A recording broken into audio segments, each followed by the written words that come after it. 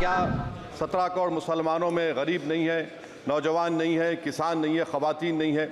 वतन अजीज़ में सबसे गरीब मुसलमान है। मुसलमान नौजवानों को ना रोज़गार मिलता है, ना तालीम के मौक़े, ना हुकूमत उनको कोई तरबियत सहूलत दी जाती है। मैं मोदी हुकूमत को एक मुसलमानों का एक अछूत बना दिया है, ना कोई सियासी नुमाइंदगी है, ना मुल्क की तरक्की में इनका कोई हिस्सा दिया जा रहा है। ये मोदी हुकूमत की बदनीयती और झूठा कमिटमेंट है और आप मजाक करें ऊँट के मुंह में जीरा देकर। Prime minister Modi is saying देश की मिडिल क्लास की संपत्ति पर पहला हक हमारे अलायंस का है। क्या 17 करोड़ मुसलमानों में गरीब नहीं है, नौजवान नहीं है, किसान नहीं है, ख़वातीन नहीं है?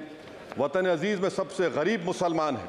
सबसे ज़्यादा नाखवानगी मुस्लिम ख़वातीन में। AIDS और PLFS का डेटा ये बताता है कि मुसलमानों में सबसे कम असासे हैं और कंजम्पशन लेवल दूसरे मजहबी ग्रुपों के बनिस्बत सबसे कम है। 15 और 24 साल की उम्र में भर्ती एनरोलमेंट में मुसलमानों की सिर्फ 29%, शेड्यूल कास्ट की 44%, हिंदू OBC के 51% और हिंदू अपर कास्ट की 59% है। हायर एजुकेशन मुसलमानों का एनरोलमेंट सिर्फ 5% है।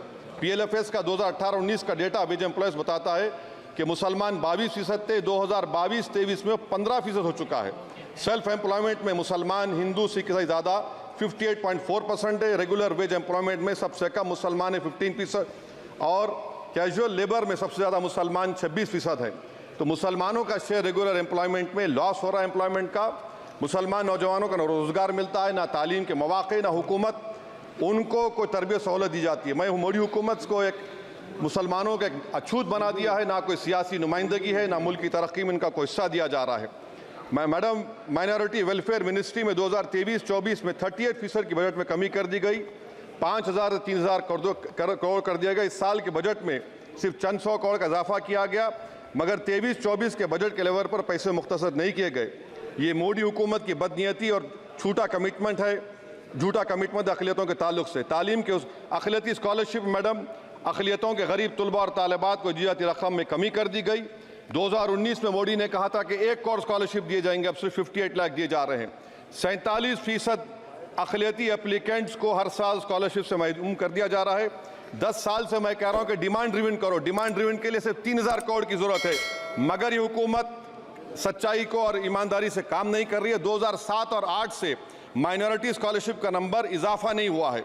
Pre matric scholarship madam Kundu committee ने कहा कि मुसलमानों में drop out rate primary level पर होता है, तो हुकूमत ने 9th क्लास से प्री मैट्रिक स्कॉलरशिप पैसे दे रही है।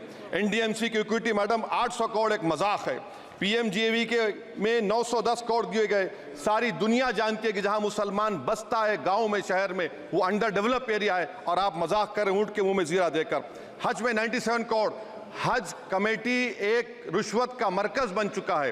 प्राइवेट टूर ऑपरेटर्स के एक लाइसेंस के लिए पैसे देना पड़ता है, बिल्डिंग सिलेक्शन के लिए पैसे देना पड़ता है, मीना मुजदलफा में कंपनी के सिलेक्शन के लिए पैसे देना पड़ता है।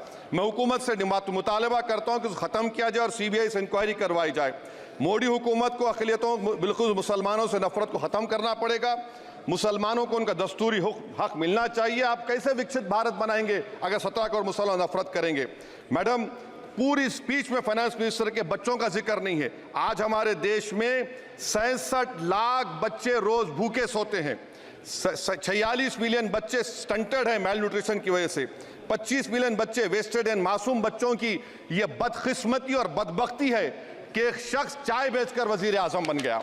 LTC long term capital gain tax madam was decreased from 20 to 12.5%.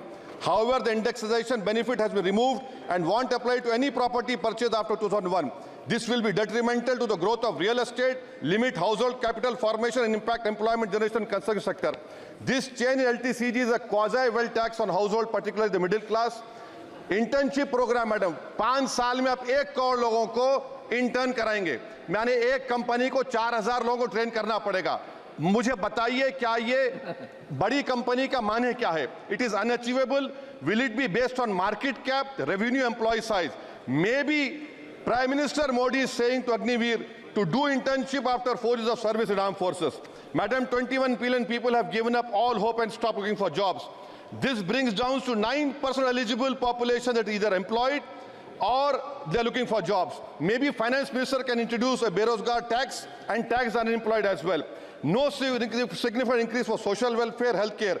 It looks like Prime Minister Modi is saying देश की मिडिल क्लास की संपत्ति पर पहला हक हमारे अलायंस का है। In real terms and adjusted to inflation the allocation of health ABPMJ has declined. Modi is saying he said he'll in India during G20. The reality is India is hurting. Madam, this government wants to increase FDI from China. Is the Prime Minister not concerned that our armed forces cannot patrol 26 patrolling points out of 65 in Ladakh? Maybe the Prime Minister wants the Chinese monopoly Indian markets. Import from China have crossed 101 billion 2024. Prime Minister Modi says Khelo India, but in reality the budget has shown that Modi government policy is Jhelo India.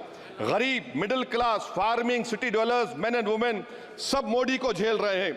Madam, in the current financial year, in February 5th, 15,993 MSMEs have been closed. Total MSCs closed have 35,680. Andhra Pradesh bifurcation. This parliament passed a law. For last 10 years, Modi government has shown their intellectual dishonesty in not giving ITR, IIM, Bayaram Steel Factory, Railway ko Hazipet, recognition of Palmaru as National Irrigation Project. This shows intellectual dishonesty of this government. Madam, I end my speech by quoting a famous poet, and I'm amending certain verses. 133 crore इंसानों, जिंदगी से बेगानों, सिर्फ हुक्मरानों ने हक तुम्हारा छीना है. खाक ऐसे जीने पर ये भी कोई जीना है. बेशऊर भी तुमको बेशऊर कहते हैं. सोचता हो ये नादान कैसे हवा में रहते हैं. 133 करोड़ इंसानों, कब तक ये खामोशी? चलते फिरते जिंदानों, गरीब खवातीन, नौजवानों, किसानों से रोने की सदाएं आती हैं. जब शबाब पर आकर खेत लहलाता है, किसके नयन रोते हैं, कौन मुस्कुराता है? काश तुम भी समझो, काश तुम भी जानो किस कदर भयानक है जुल्म का ये ढब. देखो रख से आतिश व आहन देखते ही जाओगे, होश में ना आओगे. और अनएम्प्लॉयमेंट पर अभी बोला गया नौकरियां दे रहे हैं, तो शायर ने इनके बारे में अच्छा कहा कि फूल शाखों पर खिलने लगे तुम कहो, जाम जिंदों को मिलने लगे तुम कहो, चाक सीनों के सिलने लगे तुम कहो. इस खुली झूठ को, जहन की लूट को मैं नहीं मानता. मैं श्रेष्ठ उत्तराखंड पर खबरों से जुड़े रहने के लिए चैनल को सब्सक्राइब और लाइक करें, बेल आइकन दबाएं और देखते रहें श्रेष्ठ उत्तराखंड.